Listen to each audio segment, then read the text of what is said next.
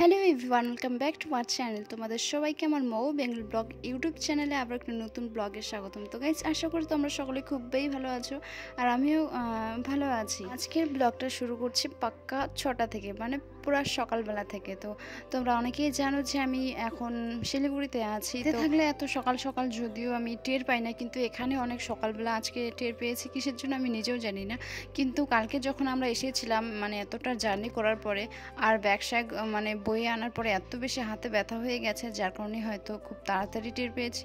মানে ঘুমিয়ে আসছিল না, ওই জন্য ভোরবেলা একদম উঠে গেলাম চটপট করে। আবার এদিকে আমার বড় ভাইটা যে আছে, ওর ছিল মর্নিং স্কুল, তো ও গত রাতেই আমাকে বলে রেখেছিল যে দিয়ে আমাকে সকালে উঠেই পাস্তা করে দিস।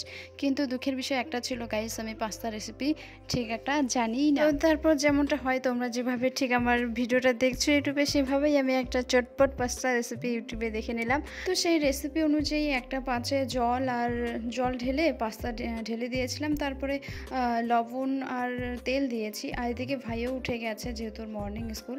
তারপরে গাইস, এই যে দেখো ফাইনালি পাস্তা রেডি হয়ে গেছে। এটা খেতে কেমন হয়েছে আমি জানি না, তবে ভাইকে যখন খেতে দিয়েছিলাম, এই যে ও প্রায় স্কুলের জন্য রেডি হয়ে গিয়েছিল, ভাইকে যখন খেতে দিয়েছিলাম ও বলেছে যে ভালো হয়েছে।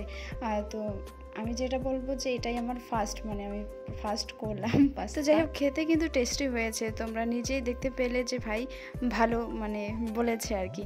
তো পাস্তা রেসিপি করতে জানি না জন্য এমনটা ভেবো না যে আমি কোনো রান্নাই পারি না। এই যে দেখো, ভাইকে স্কুলে পাঠানোর পরে আমি রান্না বসিয়ে দিয়েছিলাম। তো তখন তো আর ভিডিও করিনি, শুধু সবজি রান্না করার সময় একটুখানি মনে হলো যে আমাকে একটু ভিডিও করে দিত। তো বুনুটা যে আমার সাথে এসেছিলো, তো ও একটুখানি আমাকে ভিডিও করে দিয়েছে। এভাবে কখনোই তোমাদের সামনে ভিডিও আমি দিতে পারিনি, কারণ কি আমার ক্যামেরা ধরার মানুষ থাকে না। তো যেহেতু এখানে একটু আছে একটা বোন, তো ওকেই বলেছিলাম একটু ধরে দিত ক্যামেরাটা। তো চলো, ফাইনালি তোমাদের সামনে আমি আজকেই ফুলফিল মানে কাউকে ক্যামেরা ধরতে দিয়ে তোমাদের রান্নার ভিডিও দেখাতে পারলাম। তো যাই হোক, রান্নাবান্না শেষ করে আমি চান করে নিয়েছিলাম, আর এখানে চান করে একটু ঢং মারছিলাম আর কি।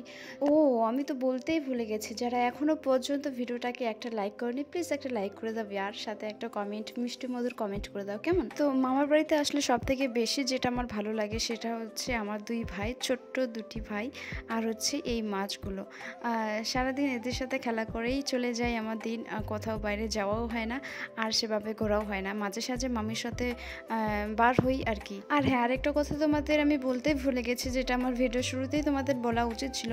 সবাইকে রাধে রাধে গাইস। আজকে যেহেতু একাদশী, তো আমরা গতকালকে এসেছিলাম, তারপরের দিনে একাদশী পড়ে গেছে, তো মামি আজকে উপোসই আছে, তাই বাড়ির রান্নাবান্না সমস্ত কিছু আমাকেই করতে হয়েছে, সাথে বুনুটাও হেল্প করেছিল। তো এখানে দেখো, সন্ধ্যার সময় মামি পূজা বসিয়ে দিয়েছে, তো সেখানে একটু ভিডিও ক্লিপ করে নিয়েছি। আর এখানে যে প্রদীপ তিনটা দেখতে পাচ্ছ, এই প্রদীপটা তো এটা মামি জ্বালিয়ে রেখেছে সারা রাত ধরে, আর এই পাহারায় আমরা সবাই ছিলাম। মামি গিয়েছিল আমার মানে মন্দিরে রাত জাগতে, যেহেতু জাগ্রত থাকতে হয়, সবাইকে জেগে থাকতে হয় আর কি।